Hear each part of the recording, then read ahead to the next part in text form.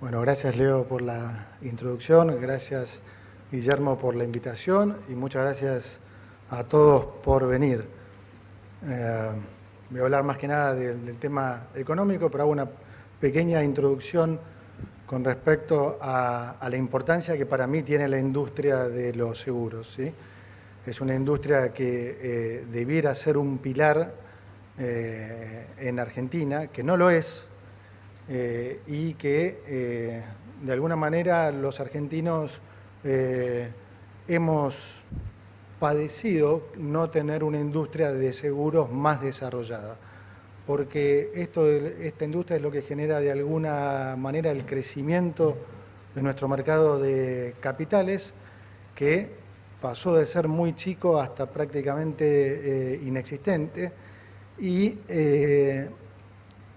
eso es en definitiva lo que nosotros tenemos que tratar de desarrollar. Tenemos que tratar de desarrollar un mercado de capitales que pueda financiar al sector privado localmente. Argentina es un país que tiene muchísimos ahorros, que la gente tiene muchos ahorros, pero lamentablemente no los canaliza internamente y no hay como esa conducta de pensar en el mediano y largo plazo en cosas que esta industria puede ofrecer y mucho.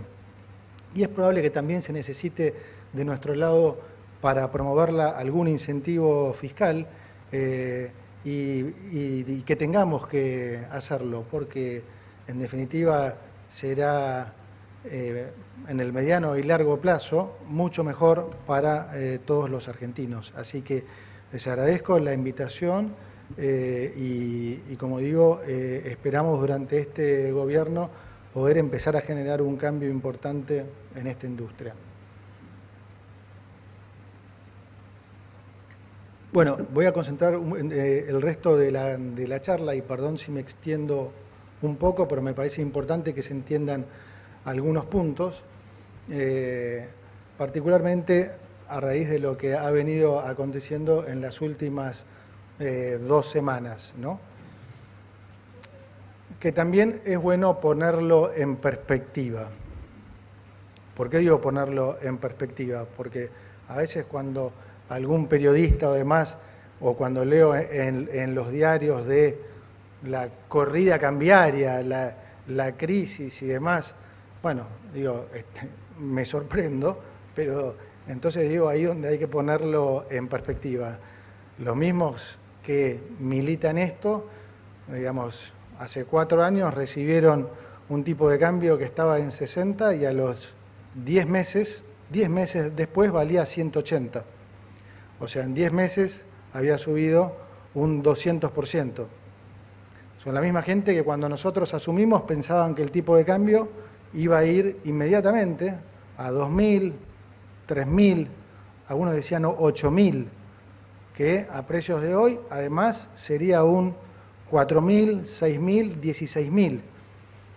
Y resulta que en 14 meses, desde que nosotros llegamos, apenas si el tipo de cambio se movió un 15%.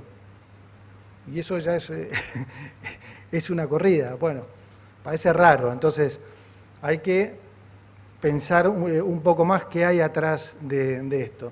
Y es inevitable pensar que, obviamente, hay una intención, desde el minuto 1, digamos, de desestabilizar el gobierno del presidente Javier Milei.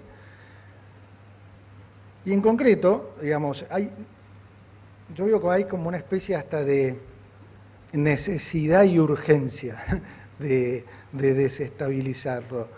Ahora, ¿cómo hace esto la oposición? Como no está ahora en el gobierno, digamos que esta necesidad y urgencia no la puede canalizar a través de un DNU. Entonces, la canaliza de la forma que mejor sabe hacer, que es organizando todas estas cosas que han hecho en las últimas 2 semanas, ¿no? Empezando por una marcha violenta, donde realmente nos hizo recordar los peores momentos, ¿no? Barra bravas que, diría, en comparación a la gente que se vio ahí, yo diría que los que estaban ahí, los barra bravas, son Heidi al lado de de lo que vimos durante esas 9 horas que fue lo que tardó, digamos, en descomprimirse esa marcha.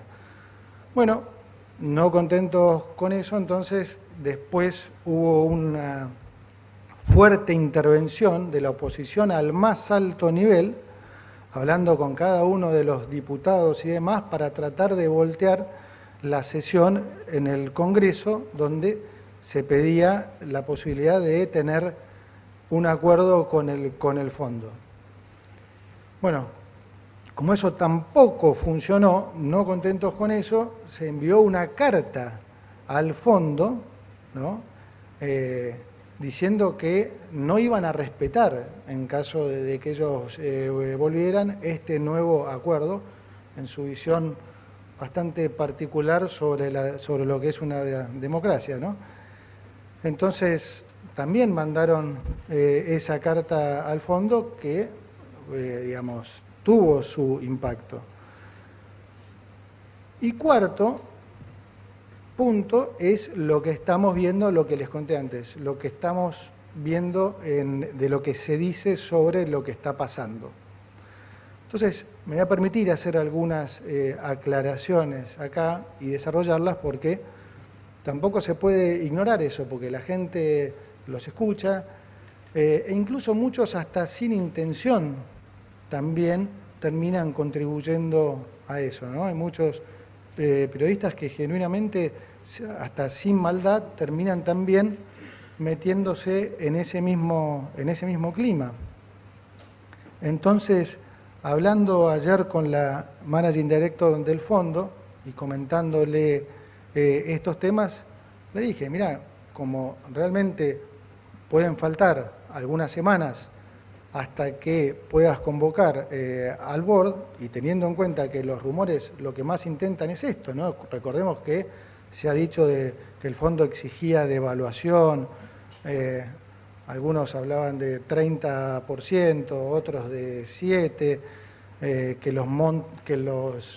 que el acuerdo iba a ser de 3.000 millones de dólares, otro decía de 5.000. Entonces le dije, bueno, por lo menos por ahí estaría bueno que pueda decir el monto que nosotros hemos acordado que el staff va a someter a aprobación del board. El monto que nosotros acordamos con el staff que iban a someter a aprobación del board, que es en definitiva el que decide si se aprueba esto o no. Ese monto es de 20.000 millones de dólares. Entonces, como ven, es muy superior al monto que se viene escuchando de algunas personas en particular. Además de eso, por supuesto, estamos negociando también con el Banco Mundial, BID y CAF, un paquete adicional también de libre disponibilidad, siempre para reforzar las reservas del Banco Central. Ese es el objetivo del nuevo acuerdo. Entonces, cuando uno ve las reservas brutas hoy y le suma lo que viene, el número, digamos que las reservas brutas van a subir al entorno a los 50.000 millones de dólares. En el final de la charla voy a ejemplificar, voy a, digamos, hacer un poco las matemáticas para ustedes, para que se entienda qué implica esto en el activo del Banco Central vis a vis lo que hoy tiene en el pasivo el Banco Central. Pero me gustaría, antes de llegar ahí, ir un pasito atrás y explicar algo que creo que es sumamente importante, porque la mayoría de la gente se lo debe preguntar y es una pregunta absolutamente válida en función de todo lo que han visto los argentinos en el pasado, y es por qué esta vez un acuerdo con el fondo podría ser, o sea, debiera ser, o nosotros decimos, es diferente. No es lo mismo que en otros casos. Voy a ir más allá. No solo no es lo mismo que los otros tantos acuerdos, más de 20 que Argentina ha hecho con el fondo, sino que también es diferente con respecto a cualquier acuerdo que el fondo ha hecho con otros países. Explico por qué.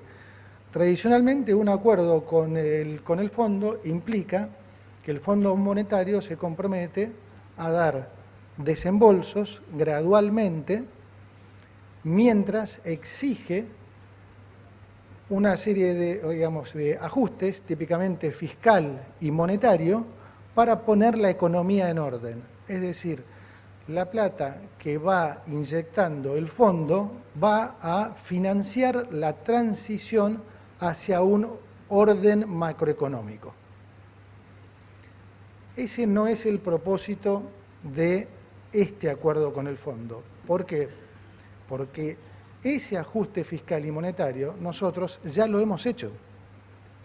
¿Sí? Ya está hecho. ¿Cuál fue la situación cuando nosotros llegamos? Nosotros nos encontramos, más allá de toda esta herencia que como todos saben es la peor herencia de la historia argentina, nos encontramos con un acuerdo con el fondo que estaba caído, porque el gobierno anterior estaba incumpliendo no alguna meta, sino todas. Entonces el acuerdo estaba completamente caído. Ante eso nosotros teníamos dos posibilidades, que era ir a un nuevo acuerdo, ¿sí? O, digamos, revivir el acuerdo que tenía el gobierno anterior. Ir a un nuevo acuerdo implicaba pedirle plata nueva al Fondo Monetario contra unas nuevas metas. Algo que obviamente iba a llevar muchísimo tiempo y no iba a suceder porque el fondo no iba a comprometer mayor capital sin al menos ver resultados concretos, porque claramente Argentina no es un país que gozaba de credibilidad. Entonces, ese escenario quedó descartado. Para nosotros el escenario de revivir el acuerdo como estaba, el acuerdo anterior, tampoco era un escenario que nosotros queríamos, porque si nosotros íbamos a las metas que se habían fijado para el gobierno anterior, no hubiéramos evitado la crisis, no hubiera sido suficiente para evitar una hiperinflación. Entonces a nosotros y a los argentinos no les servía que nosotros siguiéramos con ese acuerdo. Entonces nosotros hicimos algo particular, que fue, ok, no vamos a pedir plata, como si estuviéramos en un nuevo acuerdo, pero vamos a cambiar las metas que ustedes, el fondo, les pusieron al gobierno anterior por unas metas mucho más exigentes. Y no les vamos a pedir plata para recapitalizar al Banco Central hasta que ustedes estén mucho más convencidos y nosotros les hayamos probado que efectivamente vamos a cumplir con estas metas. Y eso fue lo que hicimos. Nosotros en un mes terminamos con el déficit fiscal y en 6 meses terminamos con el déficit cuasi fiscal y con la emisión monetaria. Fueron 2 pruebas tremendamente contundentes que nos permitieron después, a partir de septiembre, retomar la negociación con el fondo para un nuevo acuerdo.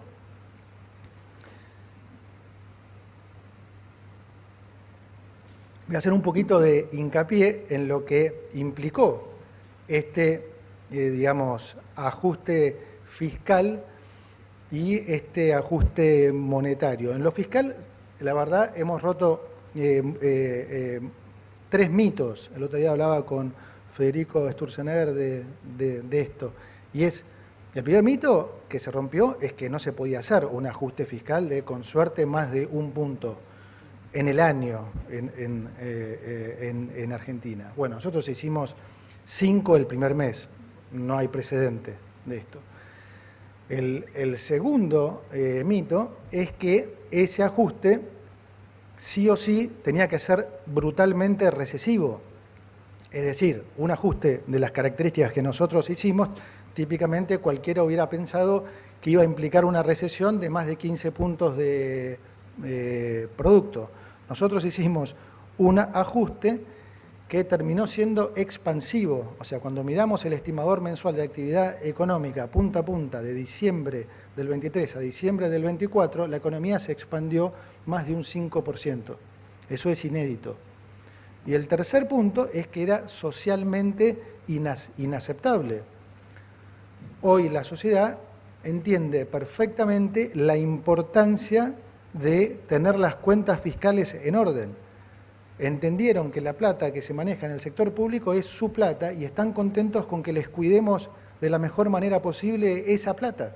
Ese es un cambio que la mayoría de la sociedad entendió y es un cambio de mentalidad importantísimo. Ahora bien, se habla poco, pero es extremadamente importante lo que se hizo en lo monetario, financiero y cambiario. Y voy a explicar por qué. Nosotros heredamos un balance de Banco Central absolutamente destrozado, desde el lado de los pasivos y desde el lado de los activos. Desde el lado de los pasivos, nosotros hicimos algo muy particular, y es que tradicionalmente la academia dice que en un programa de estabilización, de entrada uno tiene que tener, el Banco Central tiene que poner una tasa de interés real positiva, es decir, una tasa de interés que esté por encima de la inflación. Ahora bien, ¿qué hubiera pasado si nosotros hubiéramos seguido ese consejo? Nosotros heredamos un desbalance monetario fenomenal, donde había un sobrante monetario en LELIQs por el equivalente a casi 4 bases monetarias. Como típicamente pasa, además, cuando hay tanto sobrante monetario, la demanda de dinero colapsa. Nadie quiere tener pesos. ¿Cuántos de los que están acá habrán comprado cosas durante los 4 años del gobierno anterior que probablemente ni siquiera usaron o les usaron 2 veces simplemente porque querían sacarse los pesos de encima? Bueno, nosotros, si hubiéramos puesto una tasa de interés real positiva, ¿no? Por ejemplo, en diciembre del 2023, con una inflación del 25,5%, digamos que hubiéramos puesto una tasa del 30%, eso hubiera implicado que el Banco Central hubiera tenido que emitir como intereses de esas casi 4 bases monetarias en pasivos remunerados, más de una base monetaria en un mes. Eso, de mínima, hubiera exacerbado el desfasaje monetario, porque claramente la demanda no iba a acompañar eso, lo que hubiera todavía aumentado el nivel de inflación. Entonces, probablemente al mes siguiente hubiéramos tenido que tener una tasa de interés que hubiera sido la misma o más, pero ahora con más de 5 bases monetarias.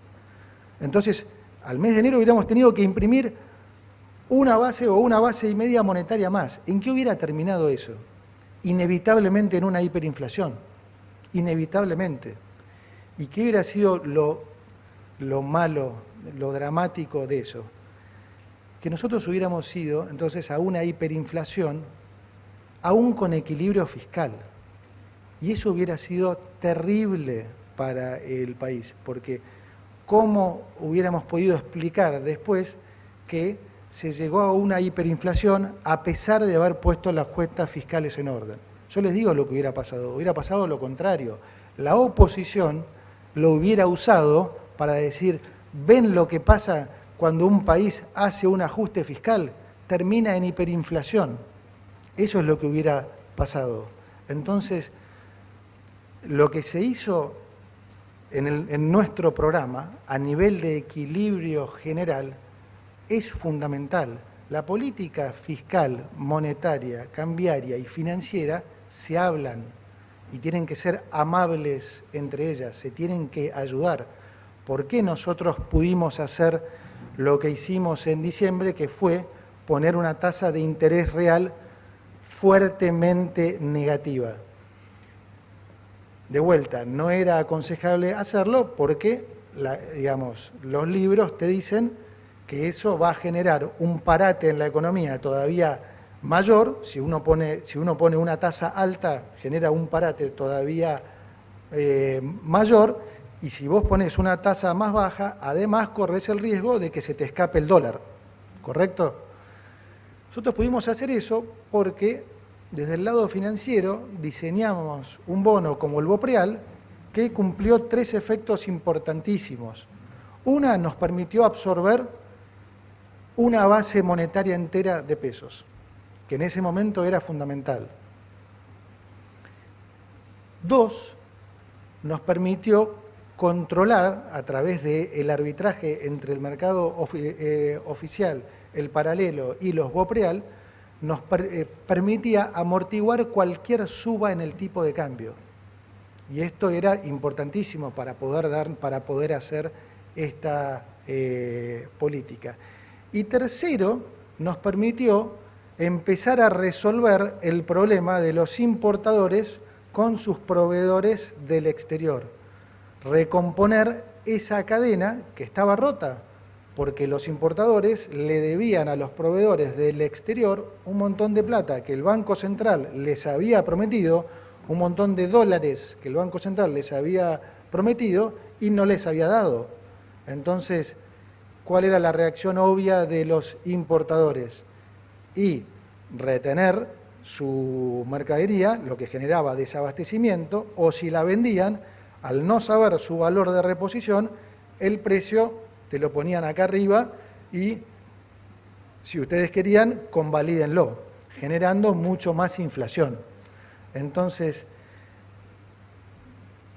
¿qué es lo que terminó pasando? Digamos, la política financiera vino a darle una mano, a socorrer a la política cambiaria, que a su vez ayudó a la política monetaria, que a su vez complementó la política fiscal. Y ese programa de equilibrio general es lo que nos permitió haber evitado una crisis que el mundo entero veía como inevitable. A partir de haber conseguido entonces esos logros es que pudimos iniciar estas charlas para llegar a un nuevo acuerdo con el fondo. Entonces, de vuelta, ¿cuál es la diferencia fundamental?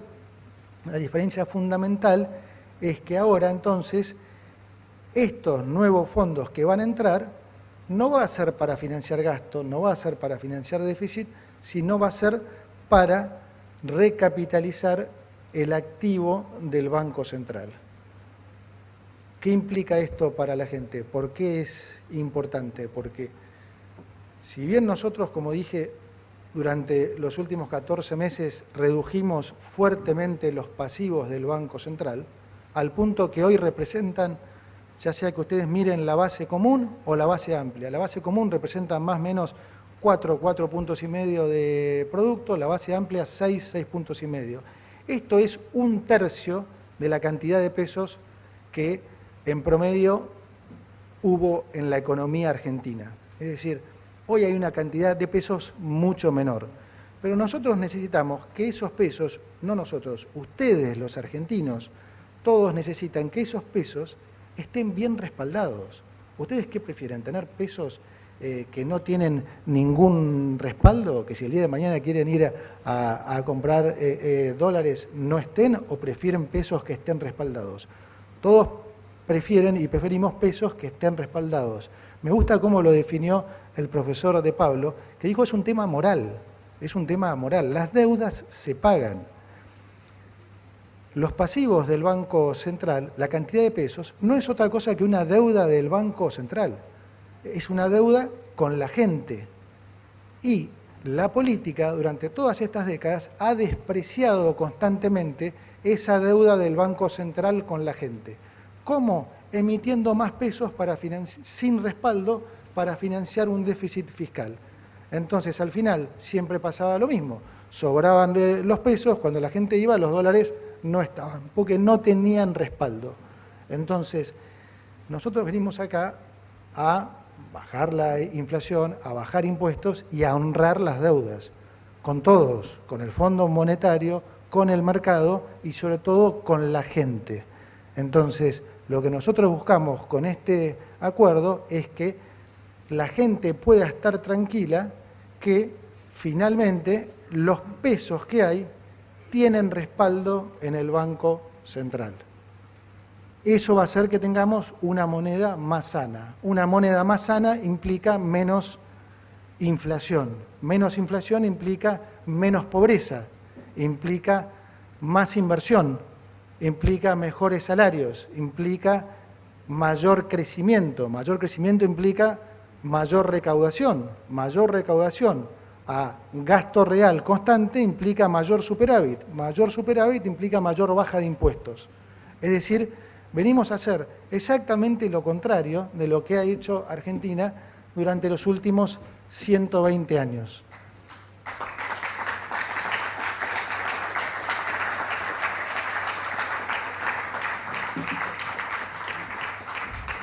Casi les diría que lo pensemos, para el que no entiende de economía, casi con sentido común. Si durante 120 años hicimos A y nos fue pésimo, sentido común diría que si hacemos Z nos va a ir bárbaro.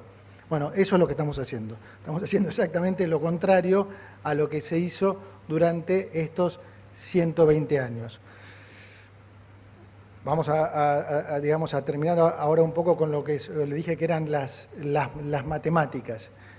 Dije que con lo que estamos pidiendo al fondo más lo que va a entrar de lo que es BID, Banco Mundial y CAF, vamos a estar cerca de en el entorno a los 50.000 millones de dólares de reservas brutas. Bueno, ¿cuánto es la base monetaria hoy en Argentina medida en dólares? Al tipo de cambio oficial es aproximadamente 25.000 millones de dólares. Al tipo de cambio libre es aproximadamente 20.000 millones de dólares. O sea que, mirado eso como se miraba a la convertibilidad, digamos, tenemos más del doble de reservas en dólares de lo que hay de base. Alguno ponía el otro día en un tuit esta cuenta y, claro, claramente da que el tipo de cambio de equilibrio puede ser muy inferior incluso al tipo de cambio oficial. Aún si ustedes quisieran tomar la base amplia, argumentando que en la convertibilidad, por ejemplo, no había pasivos remunerados, la base amplia hoy al tipo de cambio libre está en el entorno a los 35.000 millones de dólares. O algún otro puede decir, no, bueno, pero son las reservas brutas.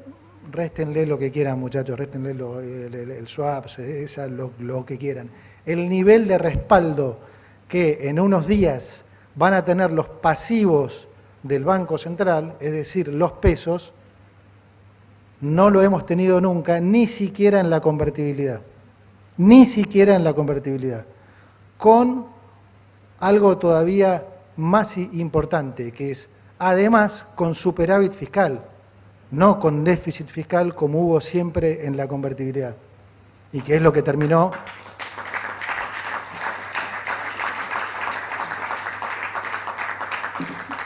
Es decir, vamos a estar en una situación macroeconómica que nosotros no hemos, por lo menos mi generación y muchas anteriores también, no han vivido.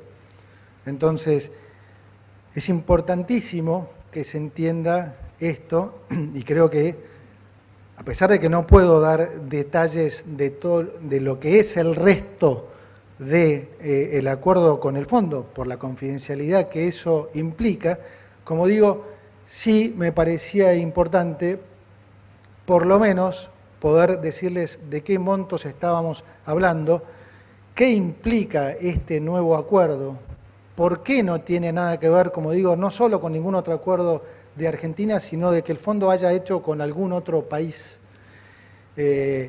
Y lo que eso termina implicando para todos los argentinos.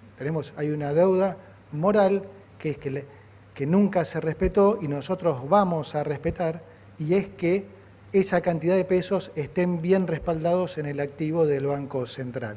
Para eso vamos a hacer esta operación donde le vamos a estar haciendo lo inverso a lo que hizo el kirchnerismo, que para sacarle las reservas al Banco Central y gastarlas, les vendía una letra intransferible que para el Banco Central no es monetizable. Entonces, vamos a hacer lo inverso, le vamos a reconocer esa deuda, esa acreencia al Banco Central. Entonces, le vamos a estar recomprando esas letras intransferibles y le vamos a estar poniendo en el activo efectivamente dólares. La deuda, entonces, en sí, la deuda bruta, no cambia.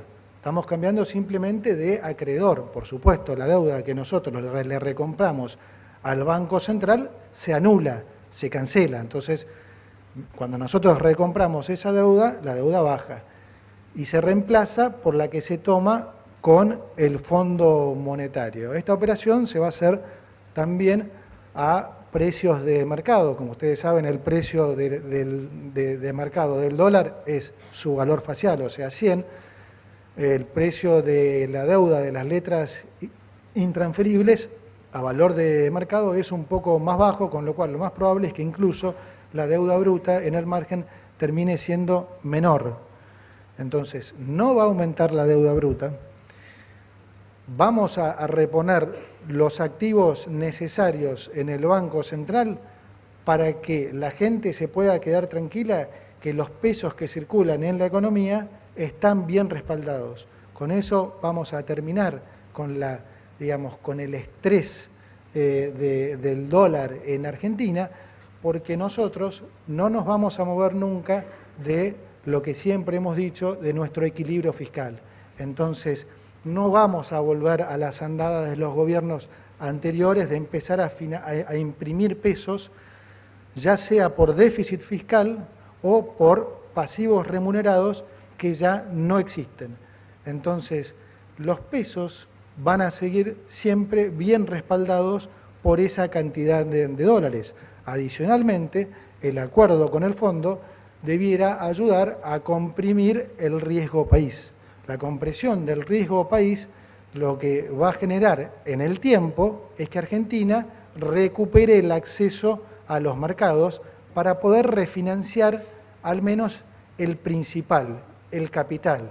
Durante estos 14 meses, nosotros también hicimos un trabajo, el Banco Central hizo un trabajo fenomenal, ¿no? Acá lo tengo al amigo Furiase, director del Banco Central, mis felicitaciones, y ni hablar a Santiago Bausili como presidente y a todo el directorio. Han hecho un trabajo fenomenal que se ha traducido en una compra de divisas histórica, 25.000 millones de dólares, cosa que no se hizo en la historia en Argentina. Ahora bien, todas esas reservas no se pudieron ahorrar, porque dentro del desastre económico que nosotros recibimos había un montón de deudas, y como digo, nosotros vinimos acá a honrar las deudas.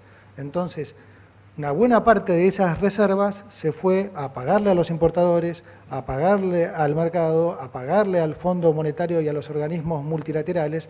Entonces, lo que se pudo ahorrar fue un monto menor que ese. Ahora, de vuelta, este acuerdo entonces viene a recomponer eso. El objetivo es que en el futuro volvamos a tener acceso a los mercados de manera que cuando haya un vencimiento de deuda, Argentina por lo menos pueda refinanciar el capital.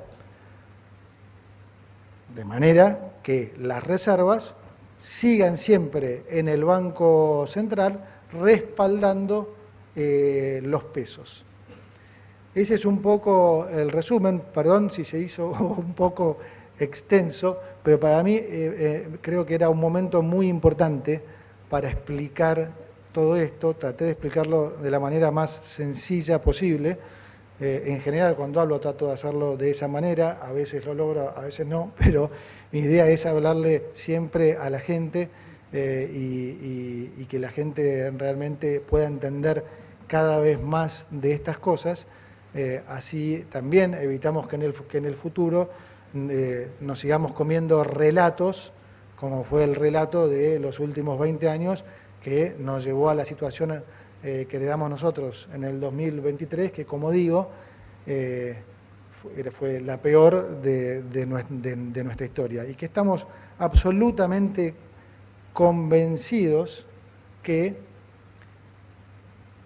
Argentina la va a dar vuelta.